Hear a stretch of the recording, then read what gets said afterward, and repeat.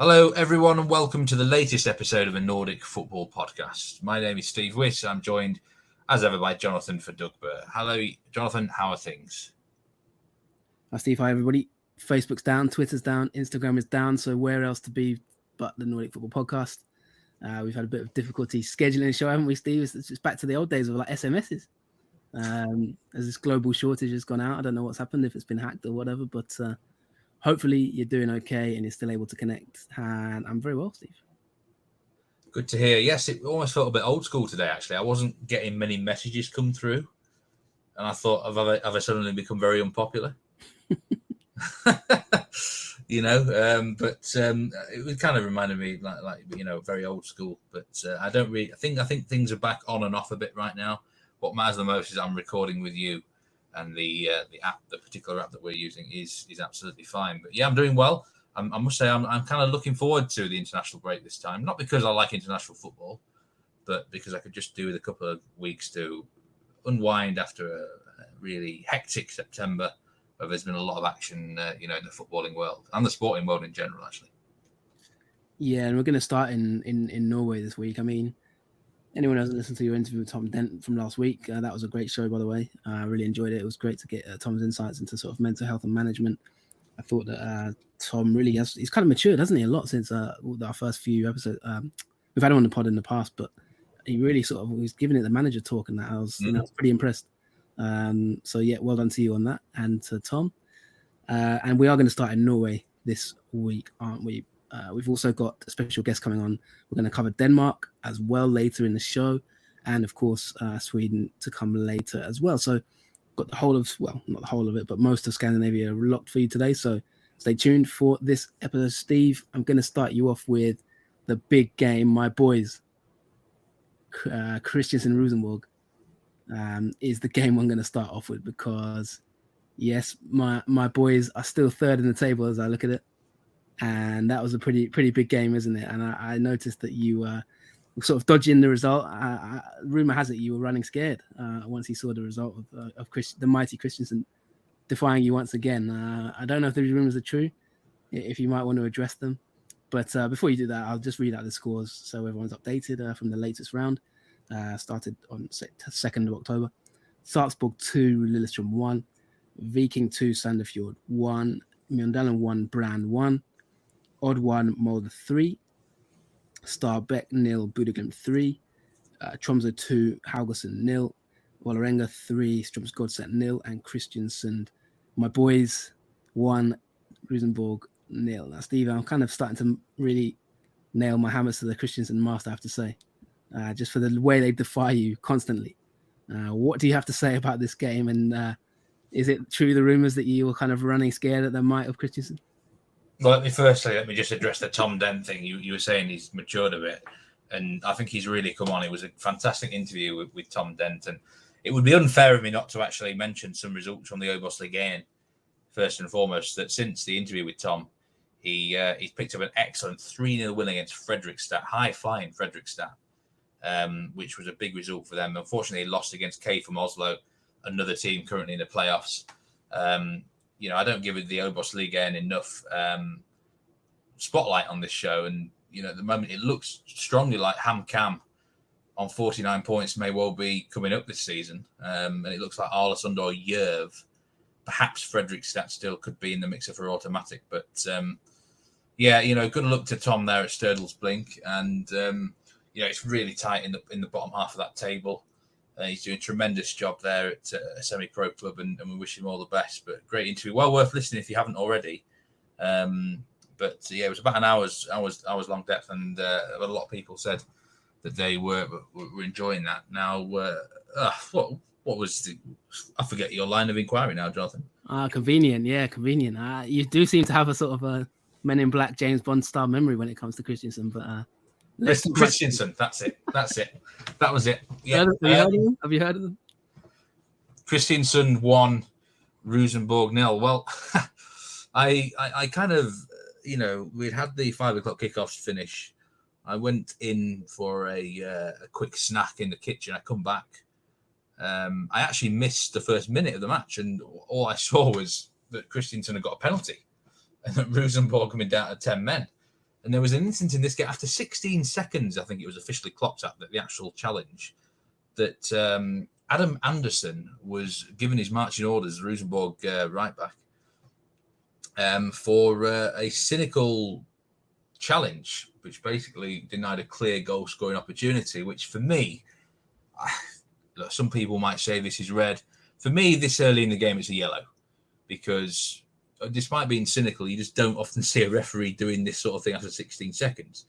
Anyway, Kristiansund actually missed the penalty and then scored just 10 minutes later. Snor Strand Nielsen, who I actually mentioned in the last episode, didn't I, as a player to watch out for. Great name. He made it 1-0 and it stayed 1-0. Kristiansund had an incredible XG in this game of 4.59 versus Rosenborg's 0.31. They absolutely battered them, especially in the first half. They absolutely, I don't know how this ended 1-0. It should have ended 4 or 5. But this was a major test for Rosenborg. You know, they were back in the title race. To be honest, after that loss, they're 7 points off now with 9 games to go. They've got to go away to Budeglimt. I think they've got to go away to Molde. They might well be out of the title race now after that one. Forget Rosenborg for a minute. Kristiansund are third in the league. And I've been saying this all season, you know, they're going under the radar. You know, you said they might be out of the title race, Rosenborg. Kristiansund are above Rosenborg. Now a point ahead of them. 6 points off it. Can it be done, Steve? The thing is, they've got an unbelievable home record. They've won 9 out of 11 games at home. They lost very, very early on this season against Budeglimt at home, which was no problem with that. It was a full house at Kristiansund. The place was rocking. It's a horrible, horrible place to go and play football. I don't think anyone. And Molde lost there recently. It's just a horror. It's like a combination of like Stoke City, Anfield, Ellen Road, all in one. A small where the capacity is only about 10,000, I think, probably less. But the fans are right on top of you.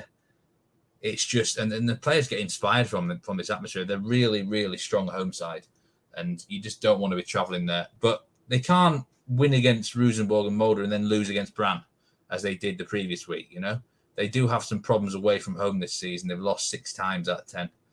So if they are going to, they are 6 points off the top of the table, which is, that's still quite a significant chunk. The key for them is these away games.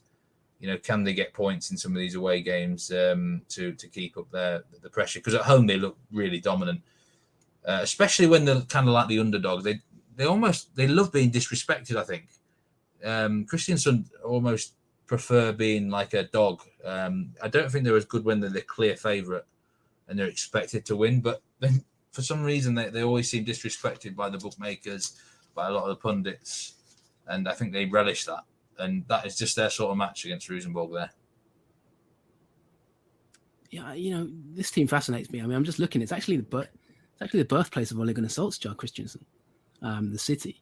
And they were formed in 2003 when 2 rival clubs, Kristiansund FK and Klausenengen FK, agreed to form together. And there's a bit of controversy, wasn't it? Because Kristiansund FK still exists, but they went down into the 4th division.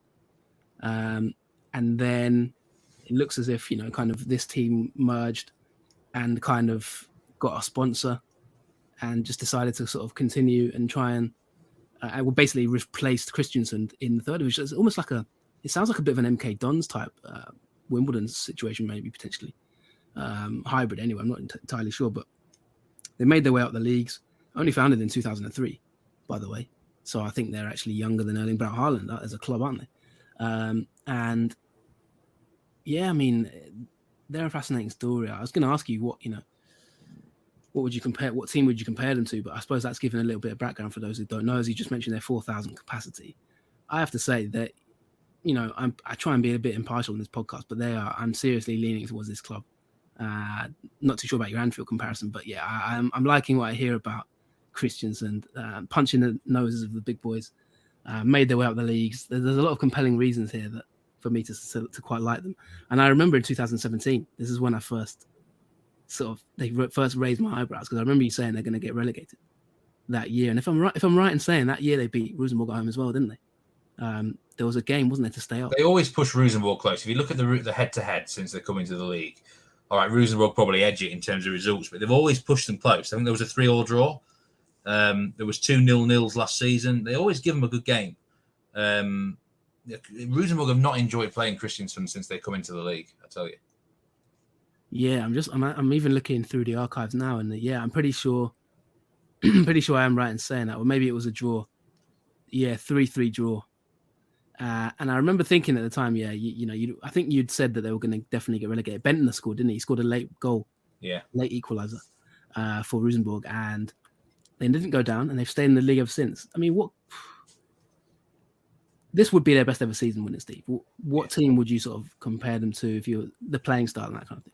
Because we've got to give them some credit. Well, the counter-attacking, I would compare them to sort of like a Brendan Rodgers side at Leicester, something like that. Yeah. I would say. I look at this. I'm looking now at my spreadsheet on paper. I'm like, how is this team in third place? Because they don't have the talent. It's honestly, in terms of talent, it's not that great a squad. It's not a bad squad, but in terms of talent, it's sort of mid-table at best. All right, they've got a very good goalkeeper in Sean McDermott, but I look at the rest of the squad, and they've lost key players like Pellegrino. They lost Skarsum to Rosenborg. There's a lot of rotation that happens in midfield and defence. You can't, apart from perhaps sort of Hopmark and Snorstrand Nielsen, the keeper, and Mido Diop, I rate him. You could say no one's really nailed down a place in the starting 11. He does like to rotate the squad around. The manager's superb, Christian Mikkelsen. It's a very defined style, a counter-attacking system, low possession. I've said before, I know exactly how I would play against Kristiansund. I don't think enough teams do it. Just let them have the ball, see what they can do with it. I don't think they'll be as good. Drop deeper, things like that. So, if he suddenly switched to a top club, whether or not he would be as good, I'm sure he would be able to adapt. But, say you went to Rosenborg, you can't live off 42, 44% of the ball, can you? A club like that just doesn't work. That's not the way it works. So, but, he's a very good manager for them. He gets the absolute maximum out of the team. In terms of, I say, Leicester City's not a bad sort of comparison, but they're smaller than that as well. You know what I mean? In terms of actual stature, they're sort of more sort of bottom end of the Prem, top end of the Championship sort of stature, really, in certain Norwegian terms. So they really are continually overachieving to a magnificent level. Yeah, and I mean, if you look at the top scorer charts, the top scorer in the league is Owe Omewanfo with 22 goals. Christiansen's top scorer, if I'm right in saying, has got 5 goals. So they're clearly spreading things around. Snor Nielsen with 5 goals. A few interesting other tidbits before we move on. Noah Solskjaer, Ole Gunnar Solskjaer's eldest son, plays for the team. He's out on loan at the moment at Sundal. So I think the Kristiansund Solskjaer link is definitely there. I think they were born there as well. So it seems like it's his hometown. And also, pod alumni, friend of the pod, Armin Askar, plays for Kristiansund as well, doesn't he? And I know you interviewed him a while back when he was at different clubs. So yeah, we've got to give some focus to this team because they've been doing so well. I'm definitely going to continue trolling you about this team, Steve, for as long as they are anywhere near the podium. Do you think they will finish top 3? No, I can't. I just, in the end, logical sense has to prevail. I mean, I just look at their final remaining fixtures now. They go to Lillestrøm away next, which is an interesting sort of game. Again, they're disrespected in that. Lillestrøm are odds-on favourites. But they got home games against Sarpsborg. They should win that. They should beat Tromsø at home, Viking at home, Vålerenga at home last game. I would imagine they could probably win out all the remaining 4 home games. Away from home, they've got some manageable fixtures, but they sometimes prefer not being the favourite. So that's going to be an interesting dynamic. I've got to think Rosenborg finish above them, surely. That would be highly embarrassing for Rosenborg if they finish below Kristiansund in the table. So if I had to pick a number, I would probably say 4th for Kristiansund, because Lillestrøm look like they've gone off form a bit. Viking are very wishy-washy. They can probably finish 4th, but I don't think they can beat Rosenborg to 3rd.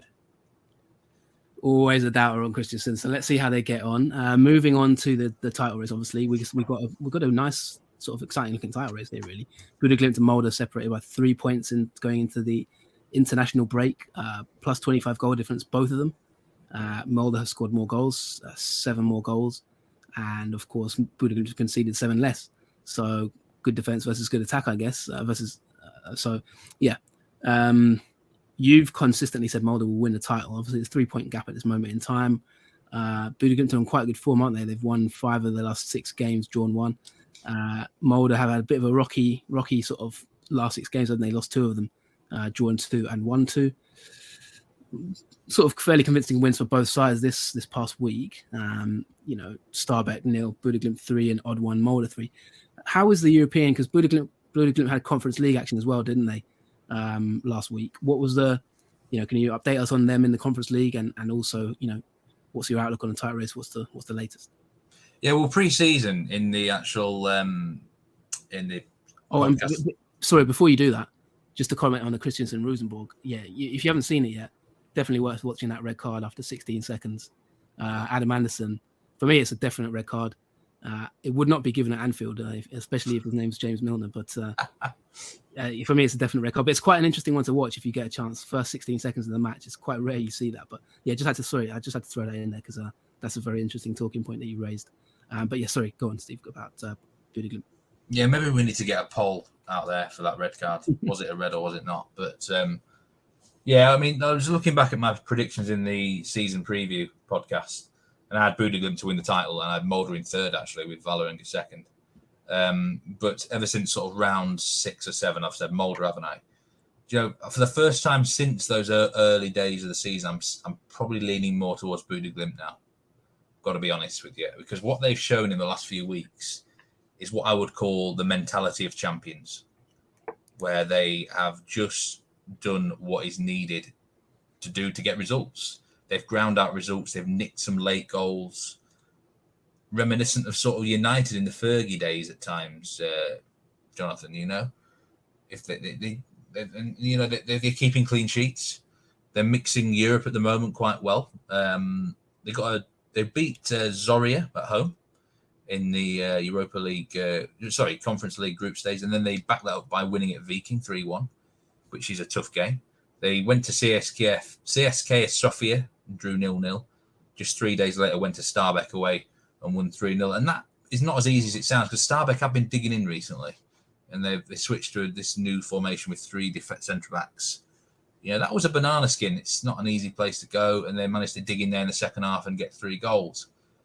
So they're showing the mentality of champions, that they're kind of, when you're getting results, they're not flashy like last season, Bodø/Glimt, but they're getting the results. Molde, yes, they beat odd 3-1, but they just seem far more vulnerable defensively, and the defensive frailties have cost them. The 3 points behind Bodø/Glimt. The two teams do meet each other in a few match days' time, and that could be the one that determines the title. 27th of October, that is in 3 games' time. So, I mean, that could be a title decider, especially if Bodø/Glimt were to win it. It looks like Molde might have to win that match at this point in time. I've been worried by their defence. There's too many poor teams have scored goals against them, and they're relying obviously on outscoring sides. But I really have been impressed with Bodø/Glimt's mentality of champions recently, mate, and I've got to give kudos to them. And it's close, but I'm almost leaning towards them. They've got a double header against Roma, though, coming up. So that could be killer, couldn't it? How they come through the Roma fixture is going to be massive. Yeah, bot time, Bjorkan and Koomson on the score sheet. If you haven't seen the goals, by the way, Fredrik Bjorkan's goal was a lovely breakaway. Really nice attacking move there from Glimt, kind of the Glimt that you expect. Some nice football, as you said. And one thing that I noted on the Tom Dent interview was what he said about Kjetil Knutsen and kind of the Bodø/Glimt way and the high standards. I was very interested in that. In fact, just trying to understand how he implements that high standards of leadership. That was a very interesting talking point. And he did say, didn't he, he might go back to Glimt one day. So you never know. But yeah, no, big win for them. And obviously in Europe, how did they get on, Steve? Yeah, got that 0-0 away at CSKA Sofia, which is a good result. I think, they've got the double header against Roma coming up soon. They go to Rome first they're home against Roma first on the 21st of October. And the match they've got after that is Strømsgodset away, which is a difficult away game. And then they got Molde at home 3 days later in a midweek round. So that could be the season there and then for them, if they can come through that period with points in the league and, they're going to enjoy their night against Roma. So far, they managed to mix Europe and the league much better than I thought, though. I personally expected them to struggle, drop points, certainly performance be bad, but it's been almost the opposite, really. It's a very good sign, isn't it? It just shows you how well drilled and well coached they are, and how strong the mentality is. Yeah. Now moving on, you mentioned about your season preview predictions there. You got Vålerenga in second place. Well, as we look at the table at the moment, they're currently in seventh. Now, I remember during that season preview, you were very confident about Vålerenga in terms of what they'd done behind the scenes. You know, the manager, the recruitment. Kind of, you were quite positive about their future at the time. Is this just kind of teething problems? What's gone on with Vålerenga? Because we haven't really talked about them that much this season in the last couple of months. So what's your perspective on that? What's happening? They're currently seventh, played 21, drawn 9, lost 5, won 7. Obviously, they got a good result this week just gone. Beat Strømsgodset 3-0. But what's been happening at Vålerenga? It's a combination of things, I think, Jonathan. If you look at their transfer window in the summer, they've lost some really key players. Aaron Donham, Christopher Claassen, Sam Adekugbe, someone else as well. When you rip out the heart of a side like that, it's going to take some time, isn't it, for you to sort of get back on track a bit. But so I think I'll let myself off this one. I'm a harsh critic, but you can't really foresee such a massive amount of transfers affecting a side. It's not just that. They've drawn 9 times this season out of 21 games, and I think 8 of those draws have been 1-1 draws, and that is so variable, isn't it? Those draws could go, if just half of those have turned into wins, they're up there sort of challenging, certainly for the bronze medal position. So I think that's what the problem was from early doors this season. The draws cost them too much, and they got into this negative spiral. And then, with the transfers being poor for them, then that was another problem. So it's a combination of stuff. But I'm not going to be overcritical with Vålerenga because, like I say, I think probably maybe a bigger test for them will be to come next season. And let's see where they finish. I've got a feeling Dag Elef Fagermo is the sort of guy who demands the most out of his team right until even a dead rubber at the end of the season. And that's a good thing. And I actually have a sneaking feeling they could finish the season strong. I think they've actually played most of the big teams already. So it wouldn't surprise me if they make a late run at, say, 4th and 5th place. I'll judge them after 30 games, but I understand why they've not lived up to expectations. Yeah, and to be fair to you, it sort of sounds like they've been a victim of their own success. So in some ways, you could almost say you're almost right in some ways because you've called them to do well, but they've probably done so well that half the players have left. And that kind of shows that they have had a good squad, but probably almost too good, and they were a bit too much over the parapet, and ended up having to sell loads of players. One player they do still have, who is doing extremely well. I'm not sure, but he did extremely well this weekend. Osam Sarawi, a 20-year-old who we've talked about a little bit on this podcast before. He got 2 assists in the win against Strømsgodset, and then Lena Zutta scored a lovely free kick as well. Sarawi with some beautiful dribbling for a couple of his goals. How's he progressing, Steve? Because he's someone who people who watch Norwegian football, there's a bit of a buzz about Sarawi, isn't there? Yeah, the problem is mid-season he suddenly became the top player in that midfield, and if I was the opposition manager, then you would just target someone like that, wouldn't you?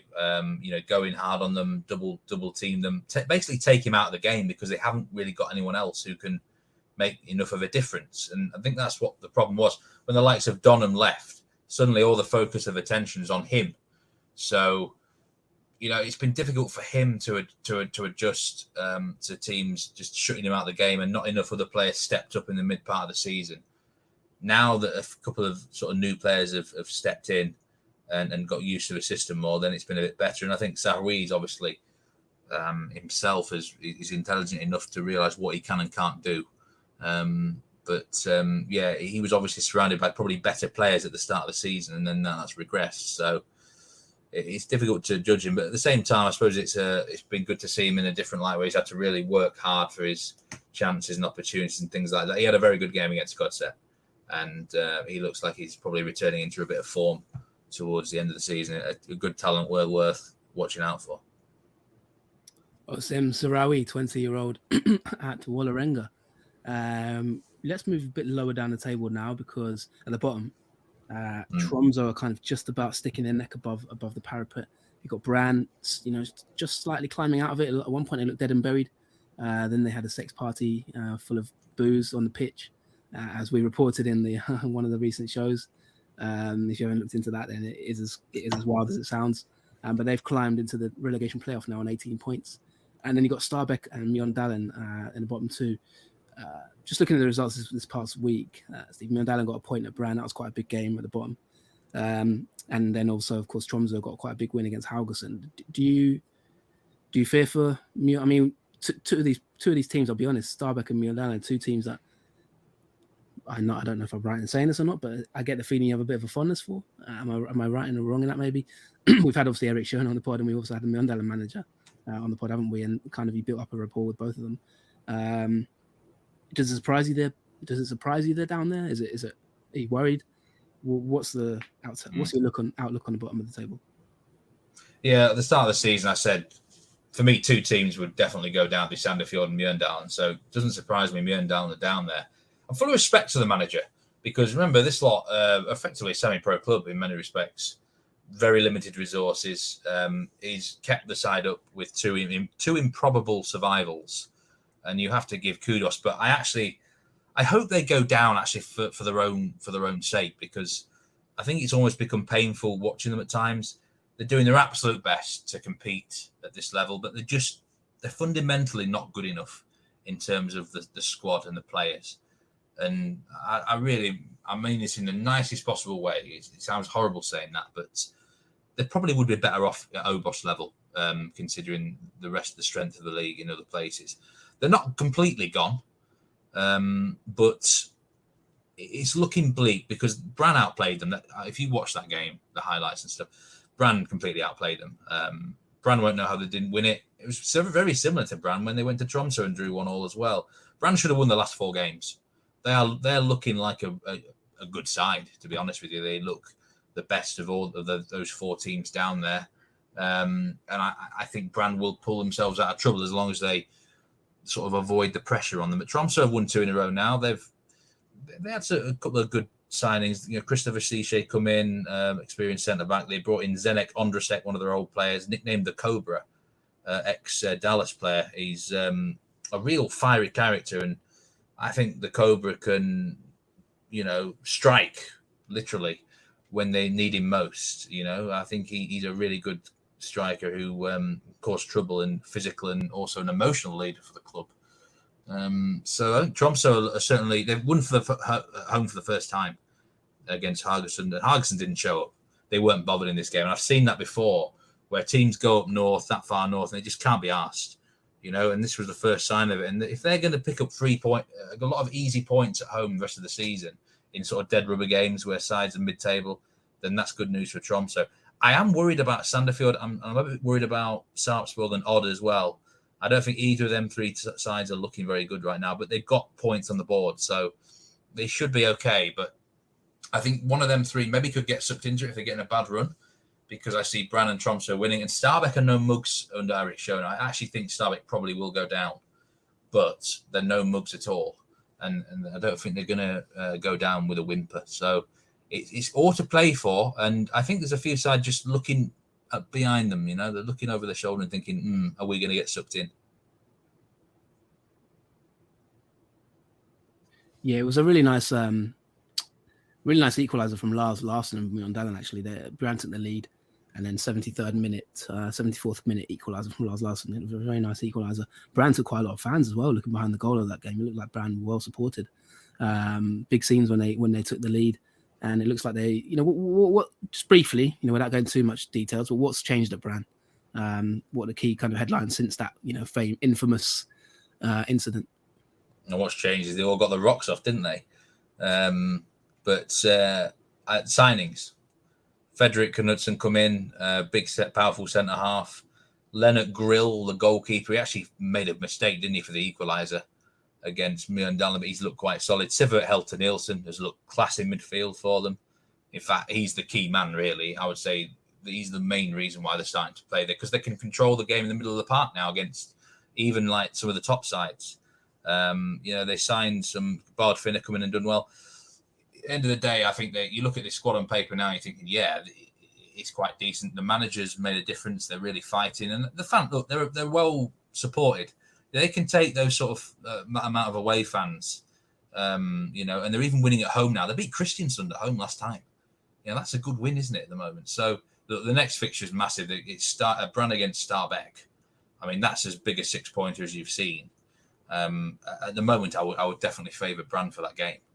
And if Brann were to win that, then suddenly Stabæk are getting adrift by at least, 4 or 5 points, aren't they? And then that's what I could see happening. But there's a lot riding on that game. But Tromsø looked a lot better recently. And I tell you what, some other sides down there, they've got to start playing. Otherwise, the playoff spot, definitely someone like Sandefjord, Sarpsborg, or even Odd could get sucked into it if they're not careful. Yeah, and just on Tromsø, they're actually the fifth best team in the league for expected goals against, 27.42, but conceded 36. So it certainly looks like Tromsø are, they're not too bad at the back. Maybe a little bit kind of just not quite performing up to their XG against, but Stabæk comfortably the worst team in the league for expected goals against, 47.07 XG against. Funny enough, Kristiansund second bottom, 41.51 XG against and 25 conceded. That's incredible. That's an incredible difference. 16 goals difference. That is, I need to check that if that is accurate or not, but that is incredible. I don't think I've ever seen anything like it. We'll keep that quiet though, because it's a positive episode about Kristiansund, so keep that under your hat. But I think that'll do for part 1. We're going to come to Sweden in part or the next part, and we've also got Denmark to come as well. So stay tuned for this break, and we'll let you figure out which one comes next, Denmark or Sweden. Stay tuned, and we will wrap up everything in those two countries now.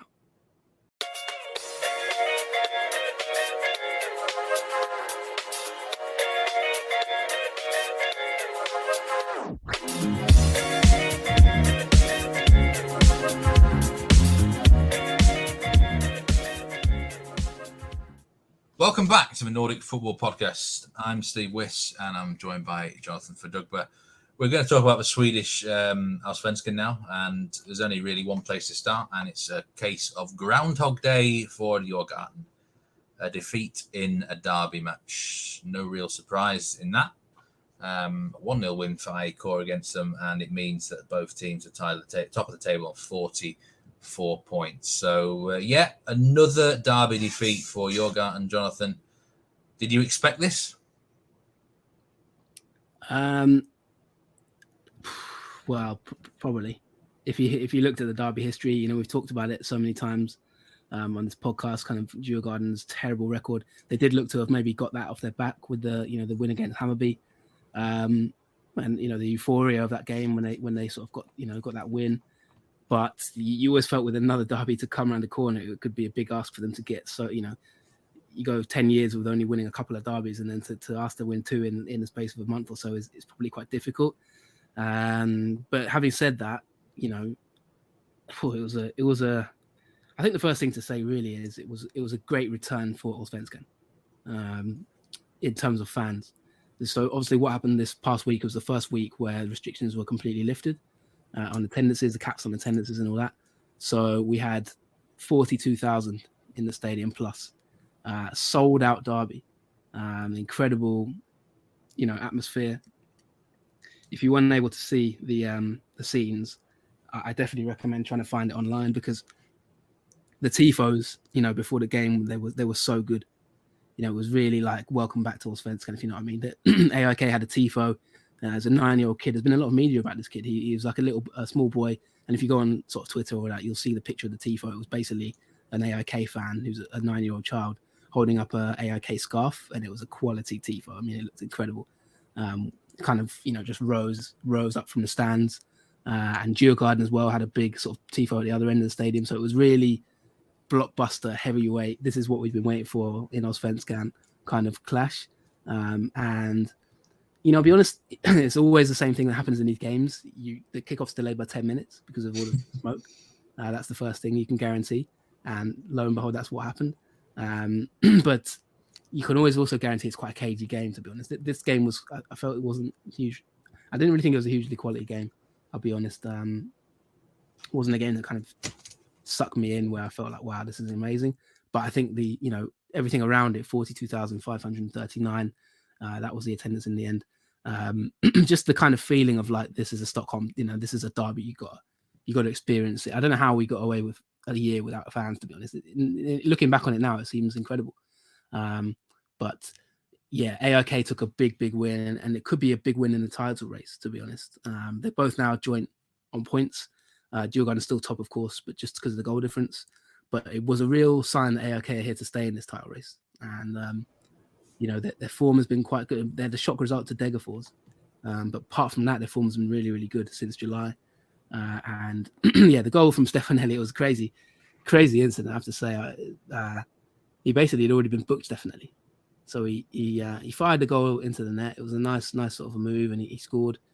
He runs off, and he takes his shirt off. And Seb Larsson, being the wily old fox that he is, he runs to Stefan Elliott and sort of tries to jump on him.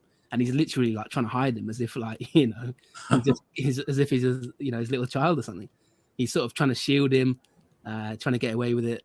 But it's too late. The ref's already seen it, pulls out the yellow card, second yellow for Stefan Elliott, and he's off at half-time, just before half-time. Incredible scenes, really. It was brainless, but Djurgården had already gone down to 10 men. And Rasmus Schuller was red carded. And to be honest, you talked about kind of is it a red in the Kristiansund game. This was another one. It's like, was it a red card? Not entirely sure, to be honest. So yeah, it was then 10v10, and of course that probably explains partly the dip in quality. It's still a good game with quite good intensity, but all in all, a massive win for AIK. And just one thing to point out, by the way, 5 wins now in derbies for Bartosz Grzelak. That is incredible. Since he took the AIK job, he's won every single Stockholm derby since he joined. So he is the talk of the town at the moment. He's very popular at the moment with AIK fans. He's really turned the club around. If you remember, go back to last season, Steve, he was AIK were in a bit of a crisis, weren't they? They kind of lost their identity. Also got rid of their manager, brought in Grzelak, and he's really turned things around. I don't think anyone really expected them to win the title this season, but heading into the final straight now, they're definitely in this title race with 8 games to go. Yeah, I actually watched the second half of this game. I mean, the red card is a real theme, isn't it? This show today, red cards, actually. There was another red in Norway with Viking earlier. But I watched the second half, and to be honest, it didn't really suck me in either. It was a bit of a boring match, I thought. It was just AIK just sat deep, defended Djurgården, and tried to sort of pass the lot aimlessly, really, at times, I thought. They probably could have equalised, maybe deserved an equaliser, but they never really looked like scoring to me. And AIK just defended very, very well. It gets the two teams on 44 points. Whether or not it changes momentum in terms of the title race, because kind of AIK had lost some momentum with the Degerfors loss, hadn't they? I mean, going forward, Malmo, we're going to talk about them in a minute, but if you were to say who finishes higher, AIK or Djurgården, which side of the court are you landing in? Yeah, you seem to sort of ask me this every week in terms of the race, and every week it's your perspective changes slightly because it's just so, we'll talk about Malmo in a minute, but I still probably would. I'm still leaning towards Malmo winning the title, if I'm honest. But we'll talk about them in a minute. If you're asking me just basically purely who will finish higher, AIK or Djurgården, well, you got to look at the schedule, and next game for AIK is another Stockholm derby. After the international break, they've got Hammarby away. Then they got Norrköping at home. Then they got Malmo away. So, in 3 games' time, we really will know about this team, and they've still got to go to Elfsborg as well. So, they've got the harder run, I would say. AIK, they've still got a lot of big games to overcome, but they've got the momentum. Djurgården have got probably an easier schedule now. They're done in terms of Stockholm derbies. They don't have to worry about the ghost for another year. They can forget that and put that one to bed. They still got to go to Häcken, IFK, and Norrköping. Maybe they're probably toughest games. Not sure if you call IFK that tough these days anyway. Häcken, you can argue. Norrköping are, we might talk about them in a minute because they're looking quite good, but I think they've got the easier run in. So it's really, really hard to call it. Just based on kind of recency bias, you'd probably say AIK, but to be honest, I still think Djurgården are quite a strong team. As you said, the 2 red cards kind of did impact this game quite a bit in terms of quality, and I think even outcome to a certain extent. Once Stefanelli had scored that goal, it was very difficult to really see Djurgården get back into it with 10 men. But they gave it a go. But yeah, it wasn't to be. So I think the emotion of it is the big thing. But with the international break coming now, that the emotion will be out of everyone by 2 weeks' time. So I think it's probably a good time for Djurgården to have that break and kind of sort of reassess and go again for the last 8 games when the break ends. Yeah, I think it felt to me like AIK had to win the game. Djurgården could almost afford a defeat in it, considering the schedule and that. And I guess almost we're expecting defeat, considering their history in the derby games. Now, Sunday, what a day in football. I mean, the whole weekend, actually. Bayern Munich lost against Eintracht Frankfurt. Eintracht Frankfurt with 25-1 shots. PSG lost against Rennes. I think Rennes was something like an 8-1 shot in that game. And then in Sweden, Malmö lost at home to Mjällby. And you could have backed Mjällby nearly 10-1, Jonathan, to win this game, a 1-0 win. I mean, this looked like a free hit, almost like an open goal for Malmö. You'd expect them to win this game, 99 times out of 100, wouldn't you? I couldn't believe it when I saw this result, but they lose at home to Mjällby. What went wrong, and how do you explain it? Yeah, I mean, it's been described by Jon Thomas as a nightmare. He said it was a nightmare to lose. Sorry, he said it was a dream to have fans back. Excuse me, and a nightmare to lose. But I think they had about 21,000 in the stadium. I need to check that to verify it, but they had a good crowd as well. Obviously, fans back at Malmö Arena, the stadium. But a nightmare result. The band who's getting all the praise is the goalkeeper, of course. For Mjällby, he was. Thomason described it as they had 3 goalkeepers. That was his description of this game. He was also fuming about a penalty decision not given, and he's kind of also talked about we're trying to win the title with also playing in the Champions League, because don't forget in the week they took a 4-0 beating against St. Petersburg in Russia, got absolutely thrashed in that game, to be honest, and they weren't.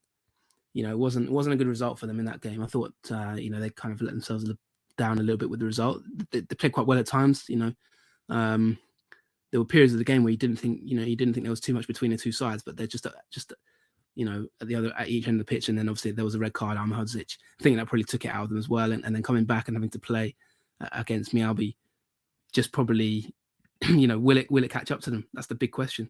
Will Champions League football impact them in the title race? And on the evidence of this game, you could maybe say possibly it did.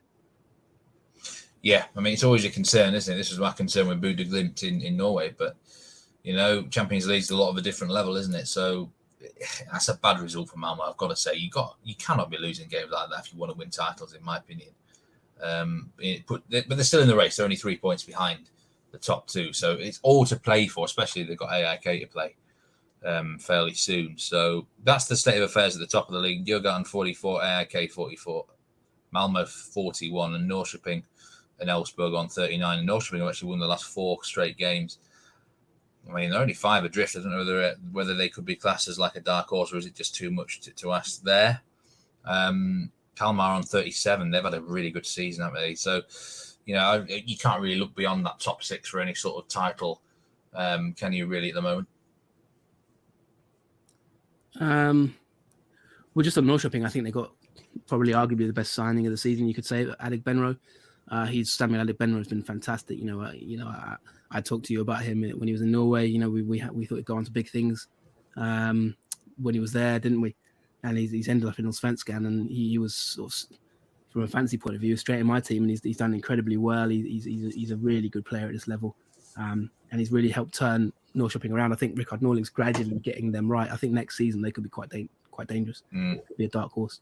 I think it'll be too late for them this season to win the title, but certainly in really, really good form at the moment, Norrköping, and you can't kind of rule them out. You could argue they have some fairly easy games as well, though.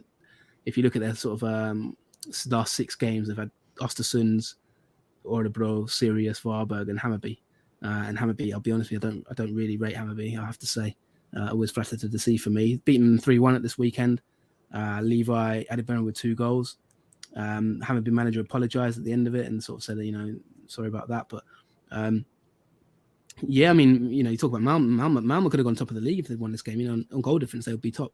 So it was a really, really big disappointment. They've got they've scored the most amount of goals in the league by miles, compared to the other top 2. But they're leaking a lot of goals. And I think, a couple of the signings have just gone off a bit as well. Berman Savic, he much to the demise of my fantasy team, he's been quite poor recently. Even Kolak hasn't been firing on all cylinders. And so there are 1 or 2 concerns about Malmö, I have to say. I still think, for me, if you ask me right now who'd win the league, I'd say them. But I do wonder if this Champions League is going to impact them, because they now got 2 games against Chelsea. So, it's not exactly easy to recover from those sort of games either, is it? And they've got one foot out of the tournament almost already. Really, they've won 2 games. Will that impact what they do next? Who knows? So, but you've got to give credit to Mjällby in this one. By the way, we just want to sort of touch on them. The back line were really, really good. Didn't really suffer too much. And Mjällby have gradually, since the new managers come in, have gradually looked a little bit stronger. And yeah, you've got to give a shout out to Carl-Johan Eriksson, who he's been really, really good in goal. And one sort of quite funny, curious incident in this game, as they were celebrating in the locker room, on TV. You can imagine you're watching your Sky Sports on Sunday, and the team's won, and the camera cuts to the dressing room. Bit of an embarrassing moment, Steve, because a naked Samuel Brolin was filmed coming out of the shower, completely stark naked, as the camera went in the room, and it's kind of been a big story in Sweden. It was posted on Instagram, and he walks out there stark bollock naked, basically. And he's described it as it was really nothing, which I don't know exactly what he's referring to there, but he said, I was in a hurry to get to the under, because he's been called up for the under 21s. I was in a hurry to get there, so I had to hurry and have my shower. I came out and everyone's celebrating, and there I was. So he said, I couldn't put myself in a towel either, so I wanted to join in, but I was naked. And essentially, he said it was his girlfriend who saw it and sent it to him. So I don't know exactly what you're referring to there either, but. I don't know. I don't quite know what to say about that. Yeah, basically, yes. I mean, Samuel Brolin's girlfriend messaged him and said, "There's someone in your Instagram video dancing around naked," and it turned out to be him.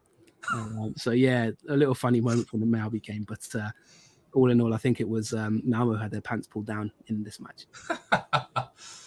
Someone you'd hope she'd recognise him naked, wouldn't you? No comment.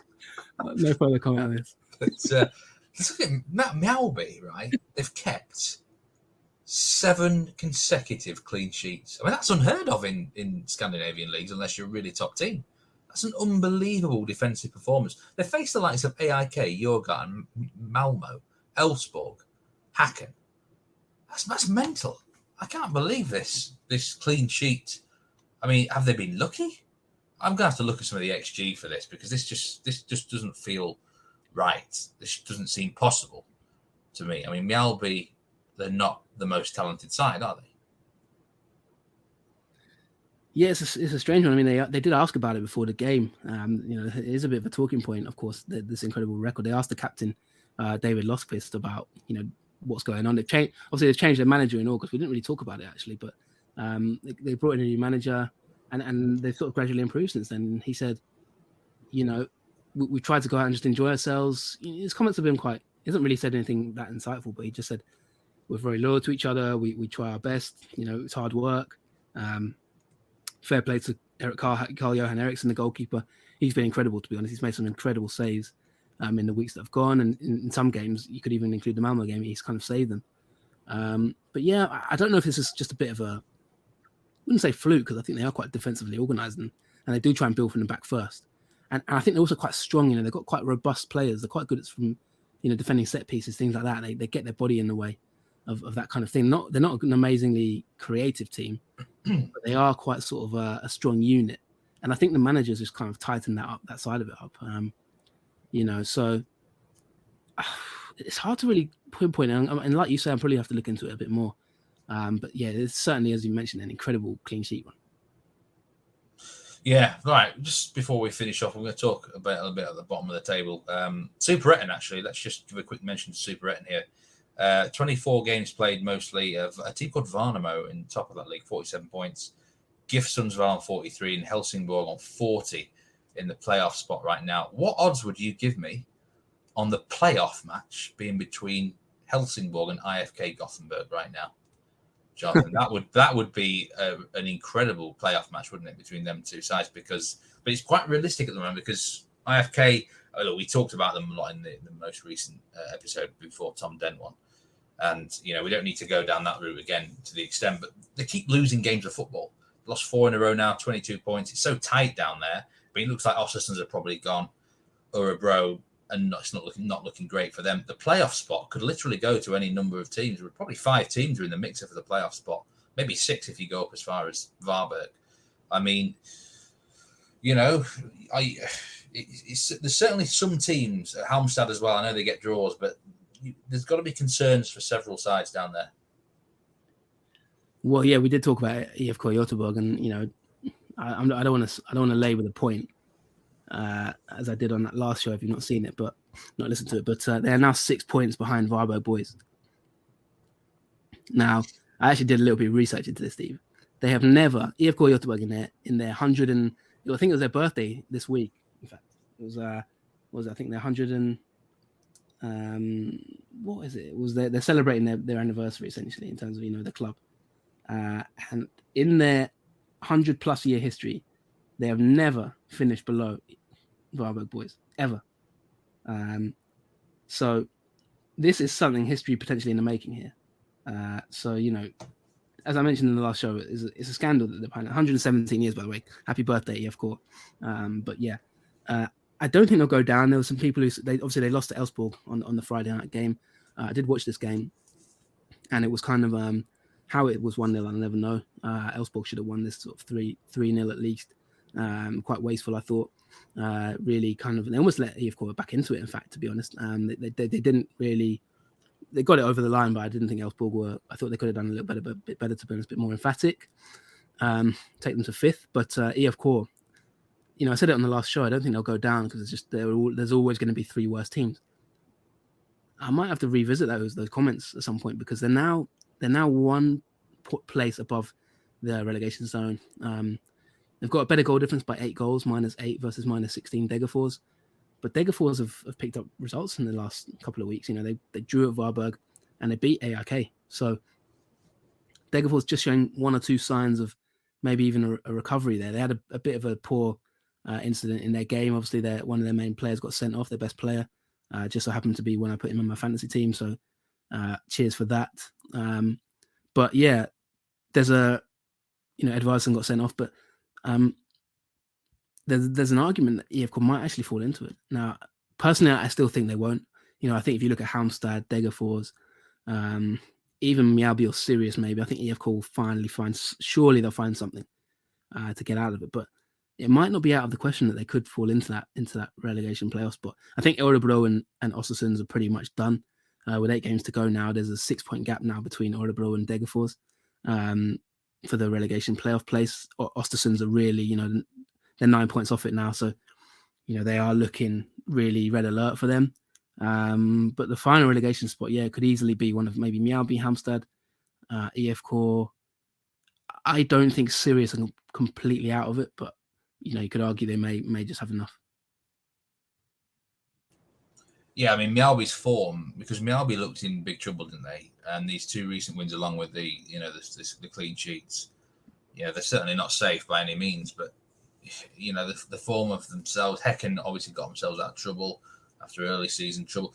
I mean, the 2 big games in the next round stand out to me: IFK against Örebro and Degerfors against Halmstad. I mean, Degerfors-Halmstad immediately to me feels a draw. Halmstad just don't do anything else but draws, do they? 11 draws out of 22. It feels like a point apiece, doesn't it? But, if IFK, just say they were to lose to Örebro at home, hypothetical, is that when it would get serious and they've got to think about maybe even changing the manager again? To be honest, I think Örebro's a sort of game at home. I think they could win that. Don't forget they're probably going to have. I'm not sure if they'll have a full house, but they'll have fans back. So I think to a certain extent they could have a big crowd for that game. I don't really rate Örebro. I think they're quite a poor side. I do think we could be seeing the end of Örebro, which is quite a big story, by the way, in itself, because they've been around ever since we started this podcast. In the league, they've always been kind of there or thereabouts mid-table-ish. With Axel Kjell in charge, he's obviously taken a back seat now as more of a director role, more of a kind of a technical director, whatever. But them going down will be a big thing. But I just get the feeling EFK will pick up some wins. If they don't win that Örebro game, they're in serious trouble though, because then they got to go to Mjällby, then they got Djurgården, Degerfors away, Malmö at home, and I think if they get to the last 3 games, Sirius away, Östersund's at home, Norrköping away, they might be squeaky for them. But I don't know. I still see enough points there for EFK to stay up. I don't think they'll go down. If I'm honest, they always seem to get away with it. But in terms of who else could sort of who else will be in that bracket, I still think Degerfors. The loss of Edvardsen is going to be quite a big blow. By the way, he's a major player for them. He's got a lot of goals this season. Is that one game ban, or is it more? I'll have to confirm that. I'm pretty sure it's I think it was a straight red, so maybe. Yeah, you never know with them, do you? Yeah, sometimes it gets reviewed, so I don't think, I'm not even sure right now. But he's going to be missing at least the next game, which is quite a big game for them against Halmstad, as you mentioned. Then they got to go to Örebro. It's really, really hard to call at the moment. It's really, really hard to call. It certainly is, and it gets top billing on the Sunday the 17th. It's the 5:30 kickoff time over there in Sweden. I'll certainly tune in for the first half hour before Eliteserien, I think, for IFK Örebro, and see how they get on in that one. But all to play for at both ends of the table. Okay, well, that's the end of part 2 of this episode.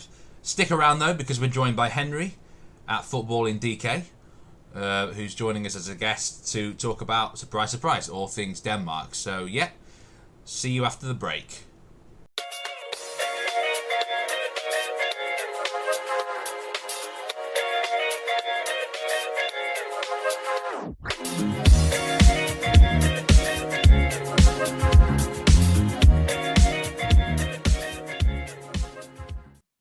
Welcome to this section of the Nordic Football Podcast, and we are moving to Denmark now. And I'm delighted to say that backed by popular demand is our good friend and colleague, Henry at Football in Denmark. Henry runs a successful Twitter account covering Danish football, and we had him on for a season preview several episodes back. If you dig through in the archives, you'll see it. And yeah, we've had a good response to it, and we're going to sort of dip back into Denmark now during the international break. So, Henry, how are you this day? How's everything? Hey, what's going on, man? Thanks for having me back on. Yeah, all is good. All is good. We're halfway through the sort of regular season stage of the Superliga, and it's as exciting as anticipated. Yeah, I can imagine. So we're kind of 11 games in at the moment, just looking at the table. And there's a lot to talk about, so we will get into it shortly. But you came on for the season preview, and obviously you gave your predictions. You gave some players to watch. What's been your overall kind of impression of the first sort of 10, 11 games before we get into the show? You enjoying it? How's it been? Has it lived up to your expectations? What's been the key highlights so far? How's everything going? Yeah, it's been good. I mean, the thing about last season was so many of the games took place behind closed doors, and one of the things that's really struck me about this season is just how much better football is with supporters in the stadium. And it's an obvious point, but it really brings it home. Not just going in person, but even watching on TV, just so much better when you've got the atmosphere and you've got the reaction to goals and the reaction to what's happening on the pitch. And I think you can see the players take, they take energy from that, and the flow of the game is much more affected by what's going on in the stands. So that's been really good. And I've been particularly impressed by the we're going to get into the specific teams, but I've been particularly impressed by the promoted teams this season. They've really brought something new and fresh to the league and have made it a really exciting contest. And I think just looking through the table, with the exception of the team in last place, there's not more than 3 points separating any team and so it's really competitive, and the table is shifting after every round of results. So I've been really enjoying it.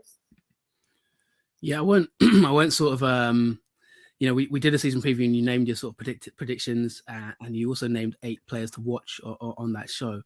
But as you know, and as we know, anyone who covers football in Scandinavia knows that they might not stick around for too long. Just looking through your names now, of the 8 that you named, I'm pretty sure quite a few of them have left the league already. So let's start with, before we get into kind of the meat of the transfers of the league and how teams are doing. What have been the key sort of transfers in and out of the league? Because even from Sweden, our perspective, there's been a few moving to Denmark after we recorded your preview. So yeah, what's the state of the league at this moment in time? Is it draining players or is it gaining players? What's been the outlook? Yeah, so the irony is I left players off that players to watch list, anticipating their transfers, and of course they left, but way more players than I was even expecting left. And I think it's just part and parcel of watching this league. You know, when players reach a ceiling, they're moved on very quickly for good money. And I think what's been extraordinary this summer in terms of transfers is just the fees that we're seeing. I think before this window, the highest fee ever received from a Superliga team was around 9-10 million euros, I believe. And this summer alone, we've seen 2 players go for more than that. And just the sheer volume of quality players leaving the league this summer was extraordinary. So if we take it from the top, the biggest name to leave was Kamaldeen Sulemana, and I think everyone was anticipating him to leave. It was just a question of where he was going, and for a while it looked like he might be going to Ajax, and he ended up leaving for Rennes, where he's just absolutely tearing it up in League One. So a real sort of vindication of his talent. But he left for 15 million euros, which is just an astronomical figure for a Superliga club. And you know, I'm pretty sure that within a few years, Rennes will be flipping him for 2-3 times that. He's an extraordinary talent. Yeah, in fact, funnily enough, I was watching Rennes PSG the other day, and he was man of the match. That was yesterday. In fact, he was quality in that game. Really, really good. There's been a lot of buzz about Sulemana, and I'm no surprise to see him sort of adapting to French football quite quickly and well. So yeah, it's a good call there on that one. And yeah, he looks a top prospect, doesn't he? Really. What one name that springs to mind that I'm just going to throw at you straight away, because I'm interested to know how he's getting on, is Isaac Bergman Johannesson. Now he's an Icelandic star who he was one of my 10 to watch, not this season, the season before, and he's gone on and he's been incredible, really, and he's moved to FC Copenhagen. Now that was a move that kind of just came out of the blue, almost seemed out of nowhere, really. I think it was a record transfer, or a very high profile transfer anyway. How's he getting on? What other big names would you sort of point out that have come into the league that have maybe caught your eye? Yeah, so I think you're right. It was out of the blue. I think it was on deadline day. He was signed for 4.5 million euros, and I mean, there was a lot of hype about him. And I don't watch a lot of Swedish football, but I remember you talking about him in very glowing terms, and certainly just taking the temperature on Twitter, it seemed like there was a lot of excitement about this guy. And at 18. He is he's being eased into the team at the moment. He still hasn't started a competitive game for FC Copenhagen, but he's playing sort of 20-30 minutes a game, and last weekend got his first assist, came on, played a really smart driven cross into Jens Stager for the goal, and I can see flashes of brilliance in him that I think are only going to get stronger. So it's really exciting, and I think after FC Copenhagen lost a number of quality players this summer, it was really important for them to bring in someone who could excite the fans and fit into that quite attractive style of football they play. And it certainly seems like he's going to be the guy, and could end up turning out for England. Yeah, I've said it quite a few times. He's born in Sutton Coldfield. I'm going to end up being like one of those ITV commentators who sort of never let you forget it. But yeah, no, he's a really, really good player. Keep an eye out for him. Anyone who's listening, who is here for Danish football and maybe hasn't seen him in Sweden before, yeah, really, really top talent. I really like him. I think he'll play in the Premier League. I think he's a star in the making. Henry, tell me about the league, because we're 11 games in. Just looking at the table now, we've got Midtjylland top, FC Copenhagen second, and Aalborg third. So have you been surprised at kind of how the start of the season's gone? Is it? I mean, one observation I have from Sweden and even Norway to a lesser extent, I don't cover Norway as much, but Sweden in particular, like the return of fans has been just such a massive boost to the league. In Sweden, we talked about it earlier in the show, but 40,000 plus at the Stockholm derby this just past weekend gone. I mean, tell us about how the league's going. Any surprises you've seen in the league so far in terms of the table, and also how much of an impact is fans having on kind of the flow of the table and that compared to last season?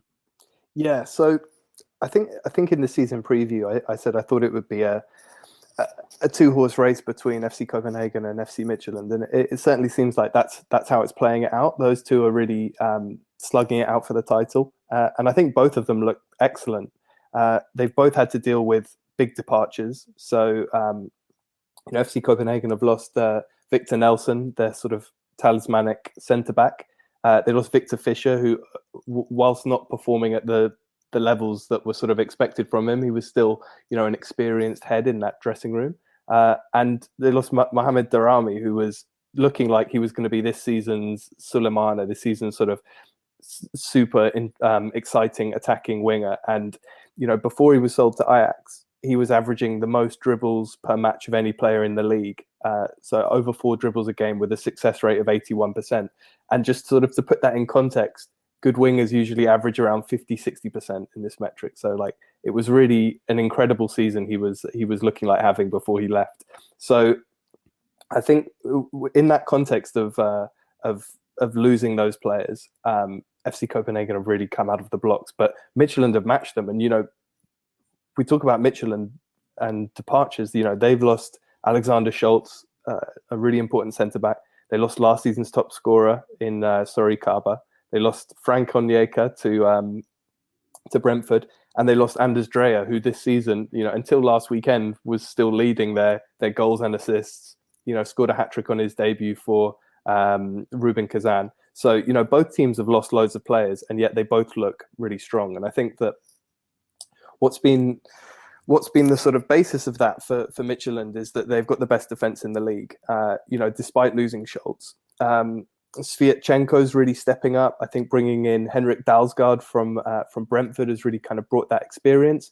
And Midtjylland are very big on Brazilian players, and they signed a guy called Juninho, and he's really settled in seamlessly at centre back after moving from Palmeiras. And I think when you add to that really solid defense, the fact that they have the best save percentage in the league, and the fact that your friend of mine, Jens Kahust, is now back in the side. I think there was some talk about him maybe moving, so he wasn't playing at the beginning of the season. But add him to the mix, and you've got a really well-drilled unit, and that then gives their forward line the opportunity to create havoc. And Dreyer was really running the show before his move, but subsequently you've got Isaacson, you've got Pione Sisto, and you've got Mabel. And I think that those 3 rotating for 2 spots with Brumado at centre forward is really starting to produce the goods. Brumado scored a hat-trick last weekend. He's got 6 goals this season, so he's joint top of the top scorers list. So they look like a really sort of complete package. FC Copenhagen, are running them close. I think that they're 3 points away, and they were actually unbeaten this season until they lost 1-0 at home to 10-man FC Midtjylland. And their success has really been built on a number of players who we didn't mention in the season preview necessarily, but attacking midfielder called Pep Biel, and he's really stepped up this season. He's become a goal machine. So across all competitions, he's got 9 goals, 8 assists already. You've got Jens Stager, who's got 8 goals and 2 assists, and he's got this extraordinary statistic where 50% of his shots this season have been goals in the league. That's how accurate his shooting's been. So you've got goals coming from midfield, which is sort of making up for the fact that Jonas Wind, whilst he's looked really impressive, he still hasn't really got going in terms of goal scoring this season.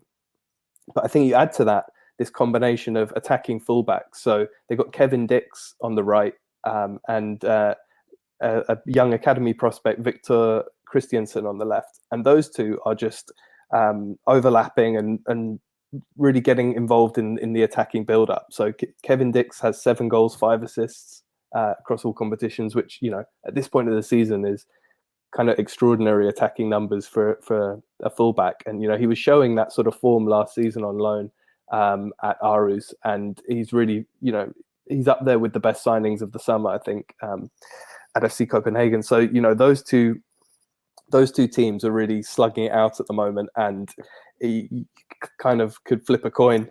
It could end up being, you know, the team that goes further in Europe perhaps maybe won't have enough ammunition to hang on in the league, but, you know, let's see. There's still a lot of time to go, and, you know, both teams are going to play each other several times more this season, so you never know. Just looking at the results from the most recent round of games, as you mentioned there, Midtjylland won 4-0 against Aarhus. Brumado with a hat-trick, Junior Brumado, Brazilian player there, as you mentioned.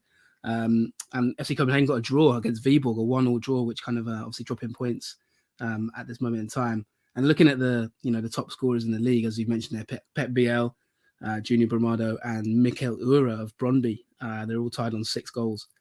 I mean, the biggest surprise that I've seen, just looking at the table and just from my general knowledge, is seeing Brøndby in 8th, kind of quite low down in the table, and also seeing Aalborg in 3rd.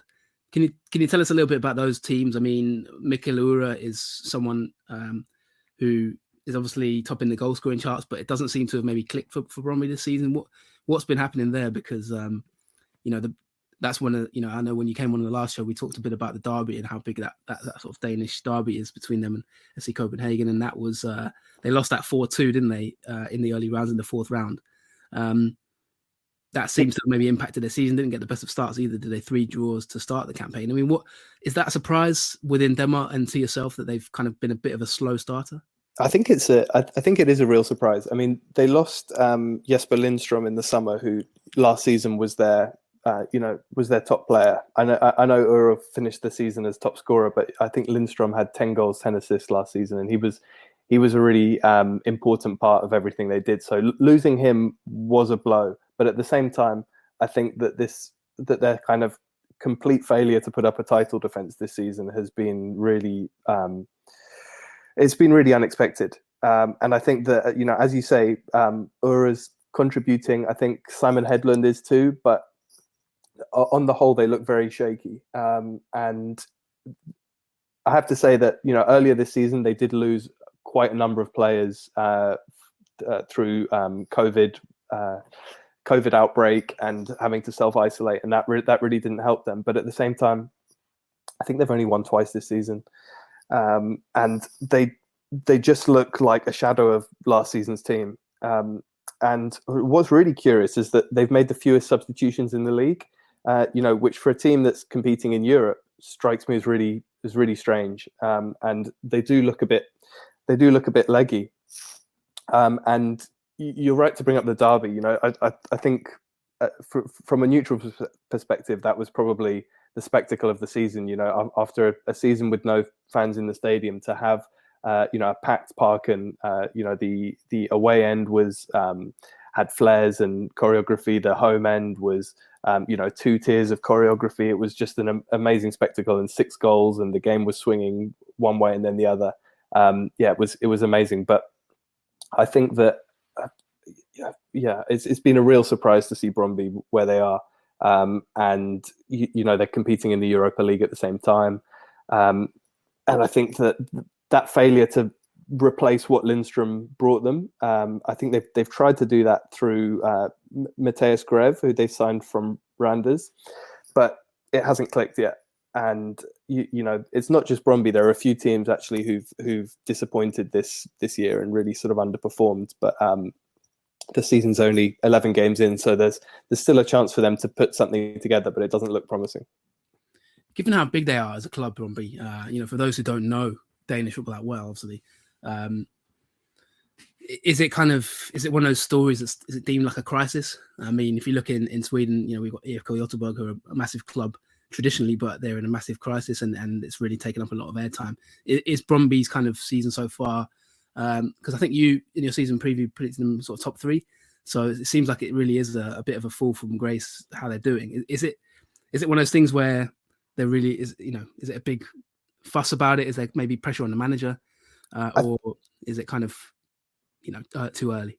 I think that expectations were definitely raised. I think at the beginning of last season, no one really expected them to win the title, and the run they put together to win it was really unexpected. And so I think naturally expectations for this season were raised. I think that where they are now is clearly below where they should be.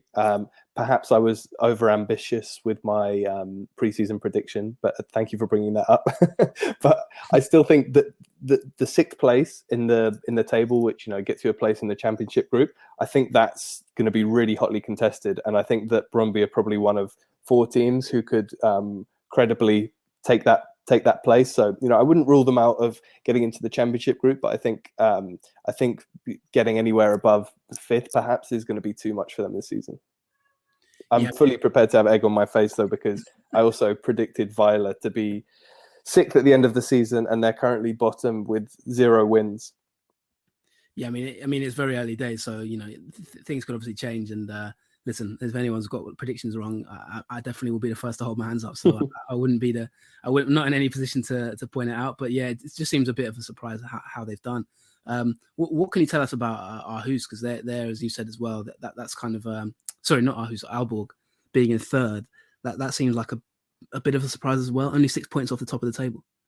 Yeah, so I think they've been phenomenal this season. I wasn't expecting huge things from them this season, especially since their sort of talisman Lucas Anderson was ruled out for the season. But they're sitting in 3rd. They've got a great combination of a very solid defense. Their keeper Jakob Rinner has been superb, and a very productive attack.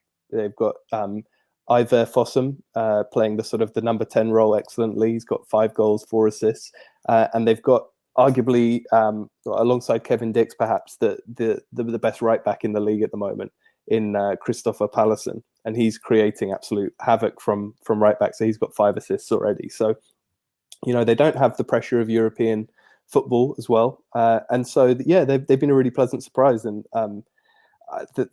they're sort of going from strength to strength at the moment. There's no reason why they can't look for a top 4 finish and try and bag a place in Europe. Yeah, it's always great to see teams that maybe, a bit unexpected, starting well at least. And, you've got Randers as well in 4th place. So it certainly seems like the table's shaping up nicely, top and bottom. Bottom of the table, we've got in the bottom 3, we've got Viborg, Sonderiska, and Velje. I don't know if I'm pronouncing that right. Is there any surprises there? I mean, Nordsjælland as well in 7th. Is there any surprises lower down the table, or are things going kind of as expected? Yeah, so I might just talk through a few surprises in that part of the table. So I think Aarhus, probably run Brøndby close in terms of the biggest surprise. They were really excellent last season and deservedly took a place in Europe. They finished in that 4th spot where you play in a European playoff, and they won that. They got knocked out in Europe in the first round of Europa Conference qualifying by a Northern Ireland team called Lana. And that was, that was like a massive giant killing. And I think a real big part of the problem has been a lack of creation. They've had the least number of shots in the league. And recently, we're talking like the last few weeks, it looked like they were sort of starting to get back on their feet. But then this weekend just gone, they lost 4-0 to Midtjylland. And so, it's really been an extraordinarily slow start from them. I think on the plus side, they signed Eric Carl, who you all know from Icor, and he looks excellent. He looks like a really good acquisition for them. He's already chipped in with 2 goals and 2 assists from left back, but he looks very promising. But another thing that was really strange about them is that this season they're the most fouled team, but they've also committed the most fouled. So when you watch an Aarhus game, that you're guaranteed some scraps. And last season they scored the most set piece goals of any team. So you'd have thought, the team getting the most free kicks in the league, surely that would play into their hands. But they're averaging less than a goal a game, and that they just again they look so far off what they were producing last season. I also wanted to mention Weiler, like you say, that they are. I mean, it's hard to call it this early, but I think that it does look quite bad for them at the moment, and I wouldn't be surprised if they get relegated. You know, that they after 11 games they've got no wins, they've lost 9, they've only scored 7 goals, and they've conceded 29. It just really doesn't make pleasant reading for their fans. They lost Wahid Fagir, who's their kind of big prodigious talent. And clearly that hasn't helped. He wasn't exactly pulling up trees, but he was, their big prospect. And I think they were always expecting to sell him, but to lose him, several games into what was looking like a flat season hasn't helped. And the fact that they haven't got any output whatsoever from Alan Souza is really apparent. Their defense looked very flat-footed and slow, and they're 8 points from safety. And I think even at this point, that looks insurmountable. I can't see them putting together a run. So that's that's been really disappointing for their supporters. In terms of other kind of surprises, I think on alongside Aalborg, I think Silkeborg have probably been the biggest positive surprise. For a promoted team to be 5th at this stage of the season is really quite remarkable. And they started the season off with 3 consecutive 0-0s, which doesn't sound like much, but I think for a promoted team to come up and have 3 clean sheets in a row just shows how kind of dogged and tenacious they can be defending. And even at this point, they've only lost twice. And lately they've been adding goals to that equation too. So Sebastian Jorgensen has 5. And yeah, they look like they're really sort of making the most of the fact that they're new to the league, and teams don't necessarily know how they play. And kind of on a similar vein, the other promoted team, Viborg, they're sitting in 10th. So if you just look at the table, they perhaps don't look that impressive, but I think they've again been one of the big positive surprises. And for me, outside of the top 2 teams, I think that Viborg are the most exciting side to watch this season. They're the second highest XG in the league. I think only FC Copenhagen are higher. They've had some extraordinarily poor finishing, which means that they've, drastically underperformed in terms of goals, which is why they're 10th. But they've got a left back called Christian Sorensen, and he's really stood out. He's actually the most creative player in the league statistically, and by some distance. Very sort of exciting, attacking left back. And if they're sort of main number 9, Sebastian Groning, if he'd been more clinical, then he'd be at the top of the goal scoring charts. He's only got 3, but he should have 9 or 10. And so they've been a real positive surprise, and I wouldn't be surprised at the end of the season if they if they're sort of more towards maybe 7th, 8th than 10th. I think they've got more to give, and this weekend bagging a draw against FC Copenhagen, albeit it was a sort of 95th minute disaster own goal, but at the same time, I think they scrapped during that game and they deserved a point at the end of it.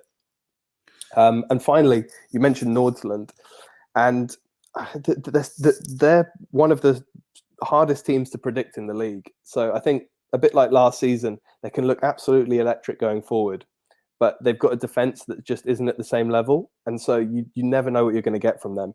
And I think, coupled with the fact they're the youngest team in the league, and by some distance, they're a real mixed bag. They've got huge talents coming through in the form of Sheldrup and Villadsen. I think what is interesting, though, is they've become one of the better pressing teams in the league this year. So last season, they were ranked as the worst pressing team in the league.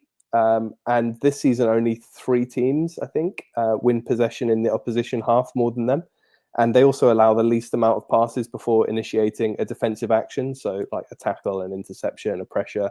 So I think there's signs that they're implementing something new that could yet bear fruit once it beds in. But for the moment, it's a little bit like an actor learning their lines and haven't learned them all just quite yet.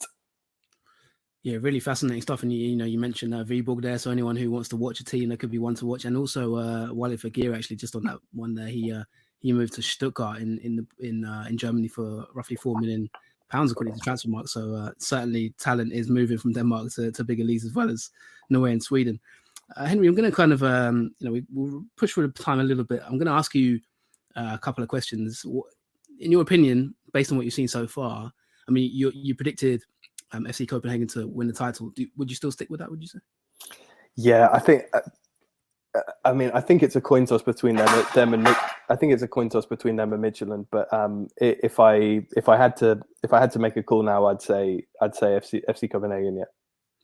And in your opinion, for those who maybe new to the league, who would you say is the best manager, or one or two managers that you sort of look at? And in Sweden at the moment, there's a bit of talk around Graham Potter because he's doing so well at Brighton and obviously managed in Sweden at Östersunds.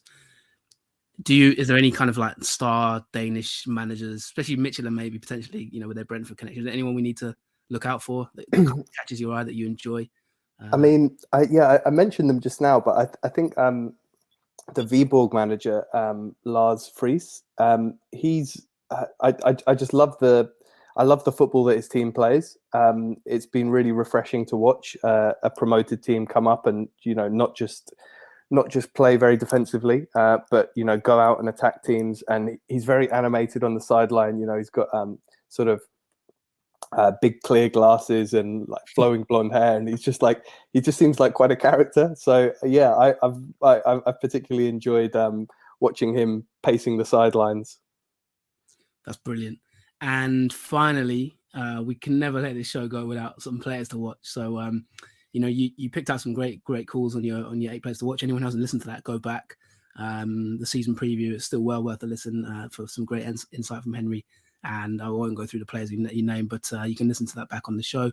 Some of them have left, if you say. So if you're sort of looking, if you were naming maybe say 3 or 4 players to look out for the rest of this season, maybe 3 or 4 who have impressed you that you maybe didn't expect, who've come out of nowhere, who would you sort of say to the listeners to keep an eye out for?